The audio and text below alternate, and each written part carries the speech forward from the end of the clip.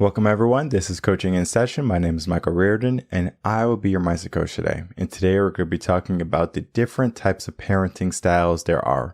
If you know anything about me, longtime educator, recent parent, maybe just 2 years in if you want to consider it that. And I have been helping parents along the way raise their children from the tender age of 3 months old, helping them with life-saving skills like swimming, all the way to music training to now mindset training. And what I will say is that there are many types of parenting styles. This is not an episode of talking about which one is the best, but this is going to be talking about the different types of parenting styles, maybe ones that are going to be better for certain situations, certain ages, and you get to change them how you feel. Because if you maybe want to be a very aggressive parent, that's fine. You're just going to have a different type of child. So we can look at what type of children are created with what type of parent, but this is going to be for you, right? Learning about these parenting styles. And then if you are a parent listening to this, if you want to reach out to us here at Reven Concepts and to learn about your parenting style more in depth and what type of child you're going to get from it, that is a conversation we can have on the phone, on a Zoom, whatever. We are trying to not only instill this wisdom into you, but to help you understand that the style of parenting that you have right now can be adjusted if you're not getting the results that you are looking for with your family and maybe even yourself. So we're going to be looking at that blog in just a moment, but I do want to say episode 400, here we are on the podcast. We are not going to be necessarily bringing in the party today for the podcast. That's going to be for our Wednesday episode. Episode 401, we're going to be talking about the milestone.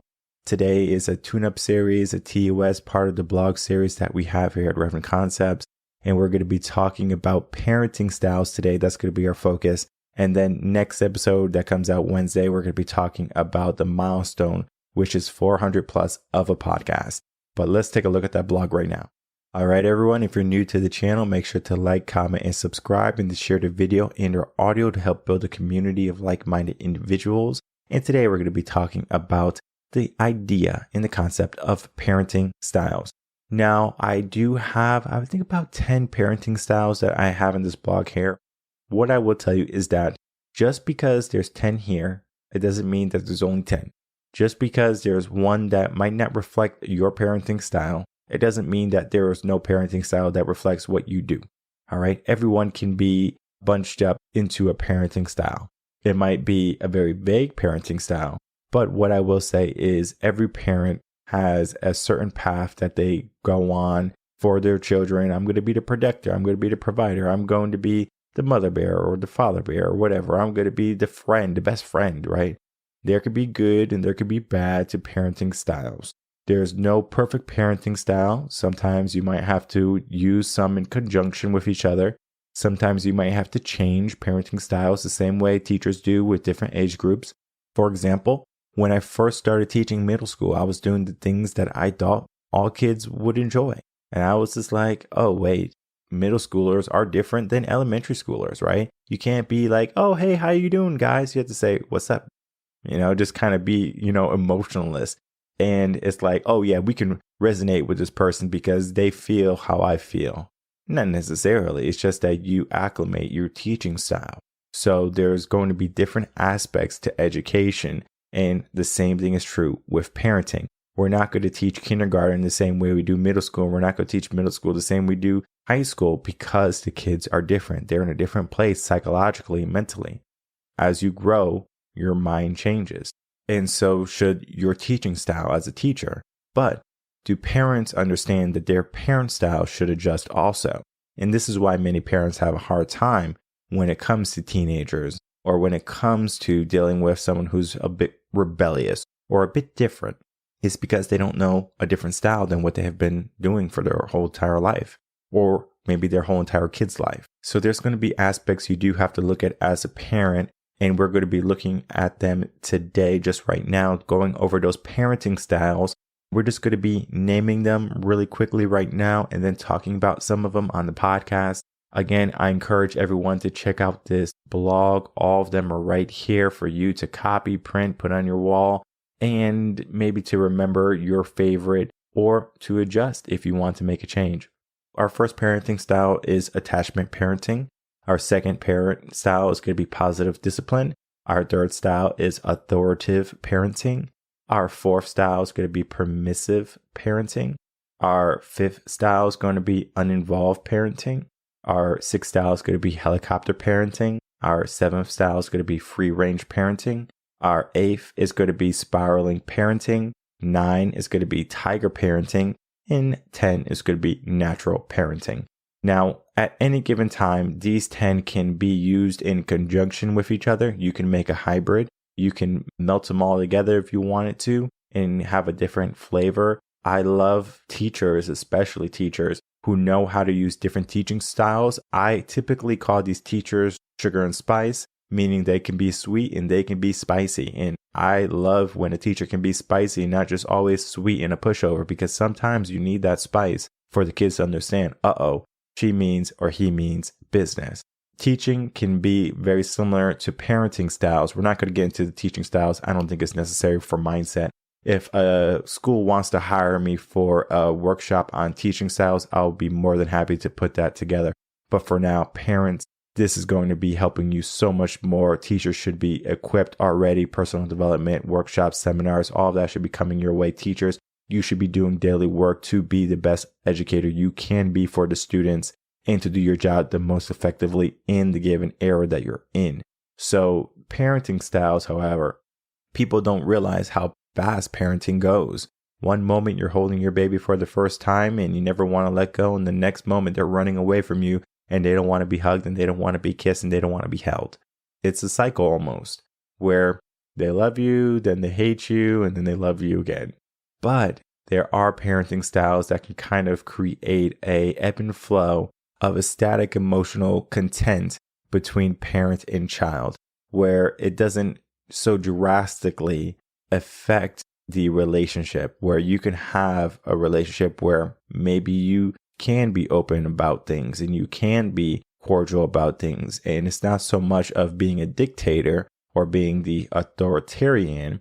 It's more about, let's see how we can make this work for both of us. Because if you have been a long time listener, you know there's different types of mindsets.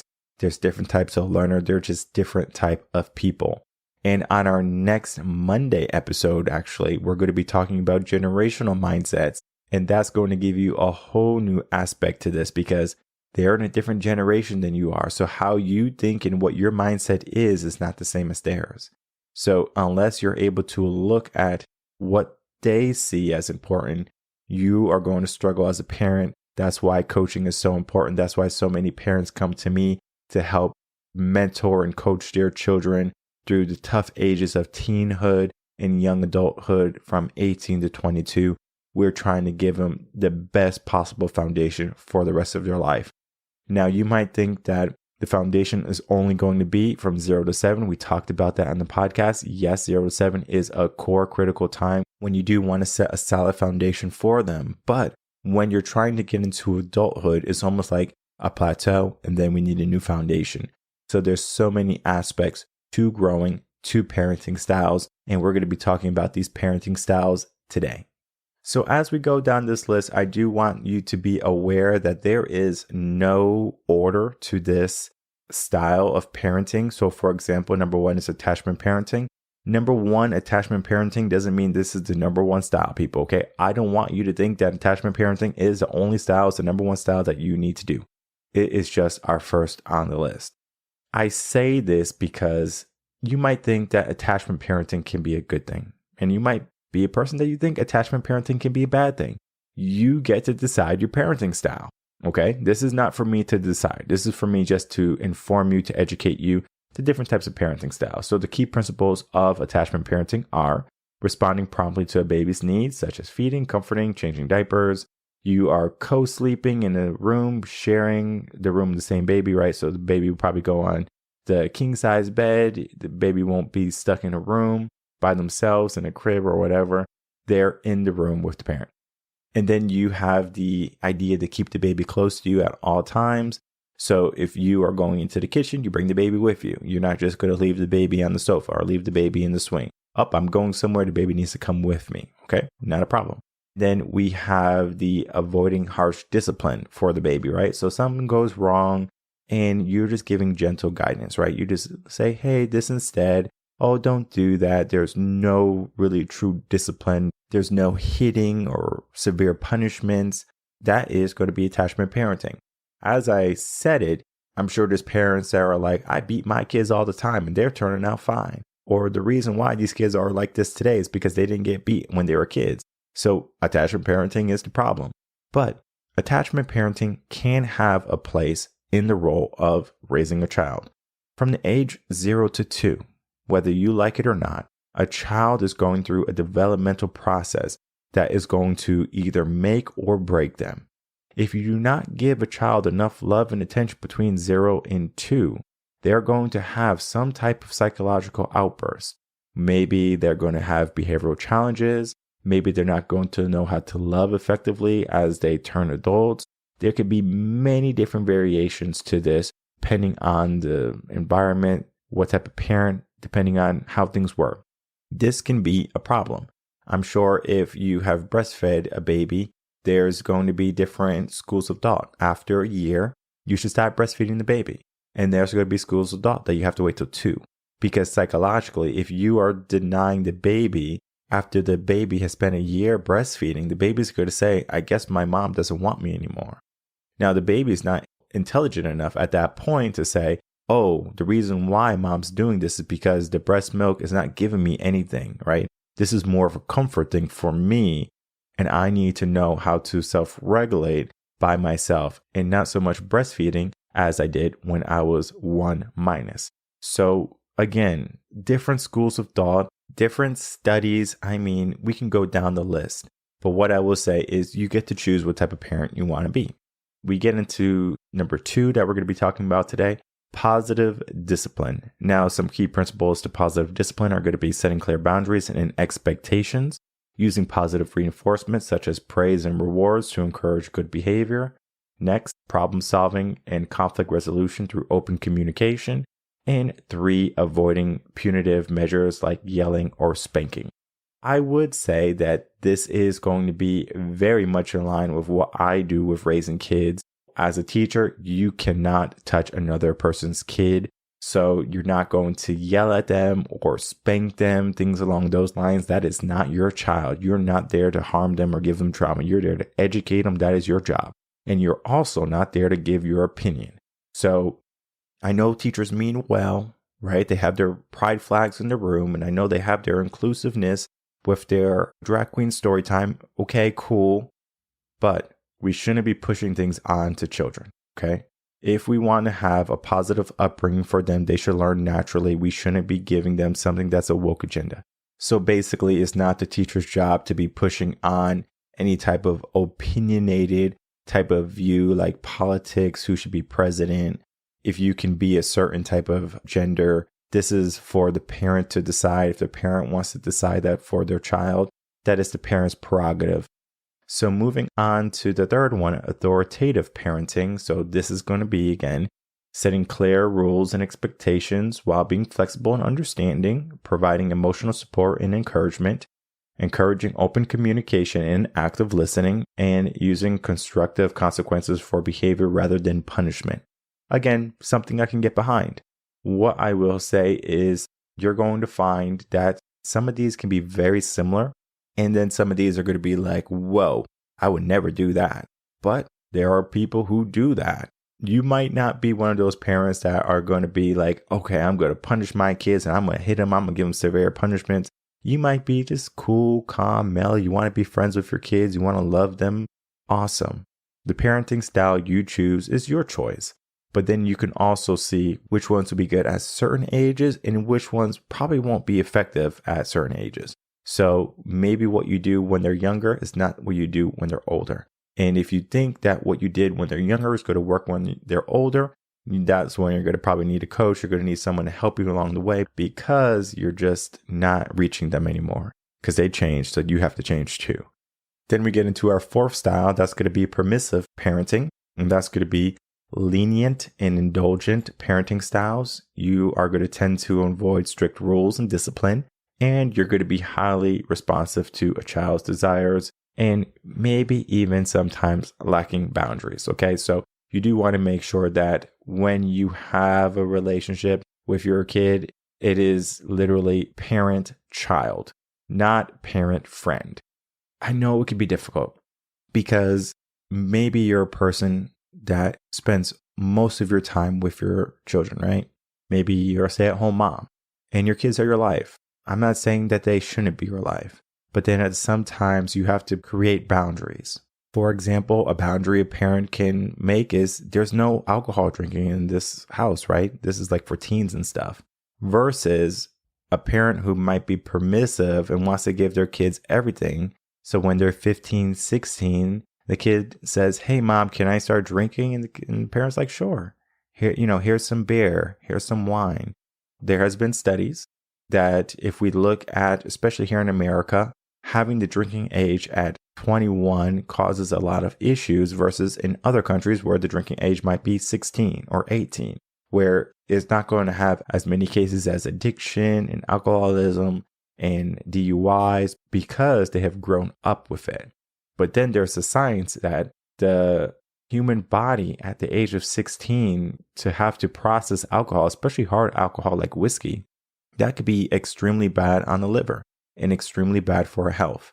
Alcohol doesn't serve any purpose besides maybe making us feel good or feel a certain way. What I will say is it is, again, the parent's decision. When I look at what I would do is not so much of probably what society does, because again, 21 is the drinking age, versus what my parents and my grandparents did. It was open, but it was very clear that we weren't supposed to have this. But then at the same time, we understood why we weren't supposed to have it.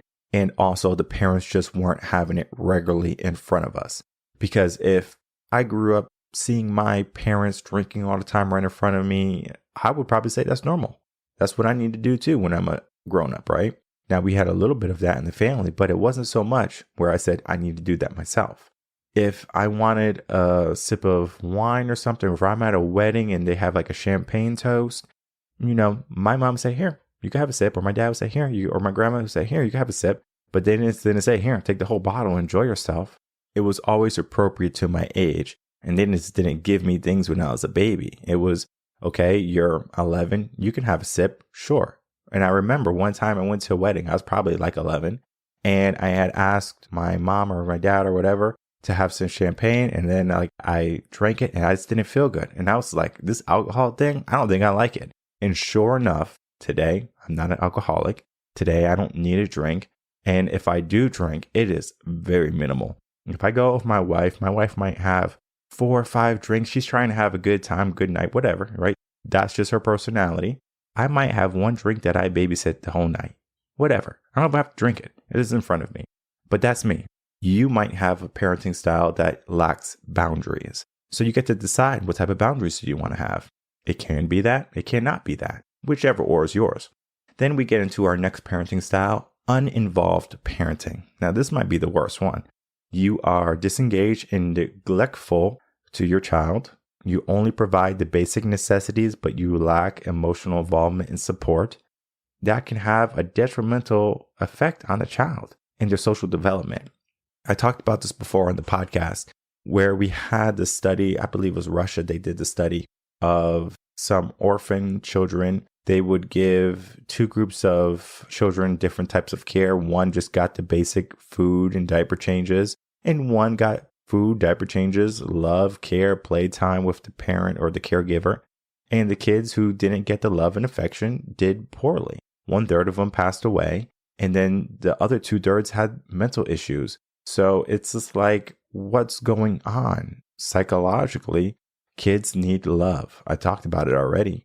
They need love. They need to understand that they are cared for, because if they do not feel cared for, and for them at least, what is the point of life? So if they don't feel the love, they don't feel the care, they're not going to see a purpose for life.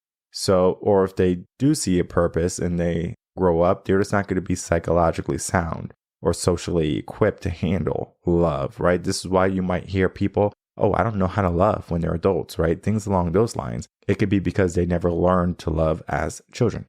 Many different problems with that one. But there's parents who do that. Maybe parents who even swear by it, whichever or. Then we get into 6, helicopter parenting, and this one is just going to be overly involved, protective parenting style, hovers over the children, micromanages activity, and it hinders the child's growth because the parent is always doing everything for the child. So think of like mama's boys and stuff like that, single children. This can tend to happen with that because the parent is always like, oh, I got to do everything for my son. I got to do everything for my daughter, right? And they do. But then the child never learns how to manage it or manage their life for themselves. They don't know how to cook. They don't know how to clean because the parent did everything for them. That could be bad because now when that child is trying to find true love, connection later on in life, trying to find a relationship, a marriage, or start a family, they don't even know the basics. So that person who they're trying to be with is going to look at this like you are just a mama's boy or you're a daddy's girl or whatever it is. And that can cause some tension in the relationship, especially in the beginning, unless one person understands or changes. Again, it's a very tough place to be later on in life. But I've seen this happen a lot in schools where parents would fight the battles for the students. Let's say a kid got a B instead of an A. The parent will come in and say, why did my kid get a B? Okay, this is why your kid got a B. Even as a teacher, I had parents come up to me saying, why did my kid not get an A? And I would tell the parent, I would say, okay, this is why your kid didn't get an A or something like that. I'll even give examples. I would say, can you do me a favor? Can you finish this sentence for me? Or can you finish this phrase for me? And I would ask the parent, right? This parents, should know it, but the parent doesn't even know it. So I would say something like the fact that you can't do it is going to create the understanding that since you can't do it, you're not at the grade level, right? So that means if he can't do it, he's not at the grade level at this point. He's not going to get an A for effort. We don't do that. You get an A because you are at grade level. If you are not at grade level, my job is to get you at grade level before the year is over. Okay? So if you get an A by the end of the year, you are at grade level. You're ready for the next grade. If you need some work, understand that because you get that A, you're going to say, oh, I'm good. I don't need to do any work. That's what kids are doing. Oh, I got an A. I'm doing great. I can stay exactly where I am. Different age groups, they need different types of motivation. A grade can be a great motivator for children to push or to stay stagnant. A teacher who just gives A's because their parents wants them to have an A, hey, that's fine. But for me, I truly cared about the kids and I want each kid to evolve and to grow. And in order to do that, I use grades. Now, if we got rid of the whole grading system, that would be even better. But it is a part of the process and it is part of the job. So you do have to do report cards. It doesn't feel good. It sucks. Then we get into our 7th, free range parenting. And this one is going to be encouraging independence and self-sufficiency in your children. It gives your children freedom and it aims to foster resilience and problem-solving skills.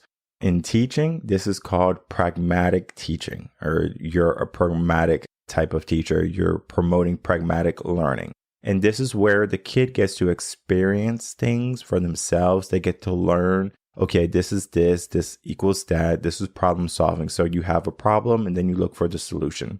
This right here is, again, another great one, but then it might not be exactly what every parent wants to do because it can be a lot more work because you're basically saying, well, what would you do all the time? Versus, hey, let's do this. This is the right answer. Some parents are always like, here, take this. This is what you need. Good to go. That's all the kid knows. All right. This is why critical thinking is a skill that many people lack because they didn't have any independent actions growing up. They were always said, do this versus what would you do in this situation? Again, parenting styles are different. You get to decide what type of parenting style you want for your kid. And you don't even have to worry about what type of teaching style your teacher has or your child's teacher has. You just need to worry about what type of parenting style that you have. Because yes, the kid is going to have maybe 8 hours of outside education, but it doesn't mean that you can't have 8 hours of in-house education with them to balance out whatever the teacher is doing, good or bad. Then we get into 8, spiral parenting. Spiral parenting is basically flexible and adaptive parenting. You recognize the parenting strategies may need to change over time, We talked about that a little bit earlier. And then you prioritize responsiveness and adapting to a child's changing needs. So for example, a child who's 4 is going to be different than a child who's 14. So a child who's 4, they're going to be getting ready to go into pre-K, kindergarten, along those lines. They might need Ziploc bags that are easy to open, lunch boxes that are easy to open. Sometimes there's thermoses that keep the food hot. Those can be very difficult for kids to open when they're at that age, and the teacher will have to open for them. I can't tell you how many times I had to help pre-K or kindergartner open up one of their lunches because they weren't able to do it themselves. So we do have to be aware of that. But then I also have to be aware of someone who's 14 years old. I'm not going to be peeling an orange for them. They have to learn that skill. They have to do that themselves. So there's just different aspects to teaching, to parenting. I just use both as the example at the same time. You can choose to make their life very simple at 4, and you can choose to make their life a little bit more difficult and more challenging when they're older, because that right there is going to create and foster a new type of mindset where they're solving issues versus having it easy for them.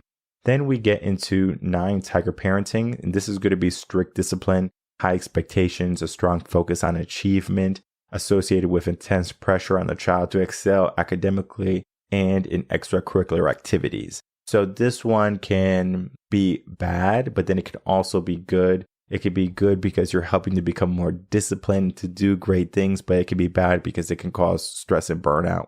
A child can feel stressed and burnout at any age. It doesn't matter if they're 7 and they're doing 50 sports. They can get burned out. What I recommend to parents is to put your child in as many sports as you can, as many extracurricular activities as you can, and then from there, adjust. For example, swimming is an easy one. Maybe your kid loves swimming, but it's a lot of work. It could take a lot of time to do all the swim meets and everything like that. And maybe your kid kind of likes it, but doesn't truly like it as much as they like football or soccer. You're better off putting them in soccer long term and only have them in swimming until they're effective at swimming, right? They know all the strokes. They can save themselves if they fall into the pool. Life skills, right? You teach them the life skill and then you move on. But there's going to be people who say, I want my kid to be a swimmer. I want my kid to be a volleyball player, whatever. You put them in there, you keep them in there. And you might say, I want my kid to be in everything and, an all-arounder. That can cause more stress and burnout later on. And the kid is going to question eventually, hey, Dad, am I supposed to be so busy? Because I asked my friends, do they do what I do? And everyone says, no, we don't do that. And so it's going to create a divide in the parenting style because you're making them do something that's different than the peers. And of course, I understand why you do it, parents. I'm just trying to help you out. At some point, now they're going to be combating. Well, my friend is not doing this. Why are you making me do this? When I know, parents, that you're making them do it because it's going to help them, okay? I understand, but sometimes they don't understand that. If you want to do that, you have to be able to tell them that too. Then we get into 10, natural parenting. That's going to be, we emphasize holistic and instinctual approach to child rearing. We include practices such as natural childbirth, breastfeeding, co-sleeping, using natural or organic products, and we prioritize close connection to nature and the environment in parenting. So everything is natural, organic. Again, this is a different type of parenting style. As you can see, we went through these 10 different types of parenting styles. There's probably so many more parenting styles that you can choose from. But what I will say is you might find that after these 10, I kind of like 2 or 3 of them. You can mix them up. Make your own parenting style, call it your name if you want. Maybe even say what age group this parenting style is going to be most effective in. And you can do trial and error if you don't know, or you can reach out to us here at Reven Concepts and we can tell you, is this going to be an effective parenting style for that age group? So it just depends on what you're looking for. If you know anyone who's looking to be a parent or someone who's not doing a good job at parenting, maybe, who knows what the idea behind you sharing this blog to them will be. But what I can say is that this blog is going to be an effective resource for many parents at any level, at any stage of their parent journey, for them to understand that they have a huge role to play as a parent. And the style that they have is going to be a reflection of their children in the future. So again, the parenting styles we talked about today are number 1, attachment parenting, 2, positive discipline, 3, authoritative parenting, 4, permissive parenting, 5, uninvolved parenting, 6, helicopter parenting, 7, free range parenting, 8, spiral parenting, 9, tiger parenting, and 10, natural parenting. So all in all, these parenting styles right here, I know there's only 10 of them. There could be many more, but if there was many more, guess what? There will be so much more to the podcast episode. It'll be a longer. We'll be talking about all these different parenting styles. TUSs, again, are for people who have strong mindsets. So if you are a parent who's looking at these parenting styles, I encourage you to create your own at this point and to really dive deep into what type of child you're trying to create. If you are having a hard time with any of your children, maybe a rebellious phase, maybe you don't know what to do, reach out to us here at Reven Concepts. We'll be more than happy to get you on a call to talk about what's going on. And to be honest, many parents, they want the best for their children. That's why parents will actually get coaching for their children before they get coaching for themselves. Parents will probably not say that there is a problem with them, like they just kind of push through. But yet they'll say, my kid needs this, my child needs this. And they'll pay any amount of money for their children. And most parents will. We do have to look at the aspect of if you want to get your child coaching, you also need to be in a good, healthy place too. So don't try to say, hey, you need coaching and then your life's a mess. There's different aspects to this whole mindset game. This is not simply the aspect of I can make your child's life better, but if you're not doing what is needed, they're going to look down on you, or they're going to look at you for the example that you're not showing. And they're going to say, why do I have to push when you're not pushing? Why do I have to show up in life when you're not showing up in life? So this is where many of the issues come. Many parents come to me and they say, my child needs life coaching. I say, okay, what's going on with them, et cetera, et cetera. Sometimes we do family coaching and I say, well, do you do what you want them to do? And they're like, oh, I didn't think about that. Okay, well, we need to start there. Depending on where you are in your parenting style and your parenting journey, you might need coaching for yourself too to be the best parent. If you are a young parent, this is probably going to be the best place for you to get the coaching early on so you can evolve and adjust as they grow. If you are a longtime parent and this is something that is a new concept for you, I encourage you to still reach out to us. We can look at some of your past parenting styles and then see where your kid is going. And we can theorize where your child's going to be if we keep going down the path that you're on. It could be good, it could be bad, right? I'm not just here to say that any parenting style that you're having right now is going to be negative and your kid's going to be messed up. That is so far from the truth. There's parents who do an amazing job. They're killing it every single day. But as always, we are here to help any parent through any stage of child development. If they are young and rebellious, or they're teens and rebellious, or they're older and aloof and they don't know what to expect or to do in the world, we can facilitate their growth. We can help with that if they are not showing up naturally. So there's a lot to it. It's more than just let's sit and talk. We are about results. If you're looking for results, head over to revenconcepts.com today. My name is Michael Rearden. I'm a mindset coach. If you have any questions, email me coachinginsession@gmail.com, and I'll see everyone for the next episode of Coaching Session. We're going to be talking about the milestone, which is episode 400 plus, and episode 401 of the podcast, and you are not going to want to miss what we have in store.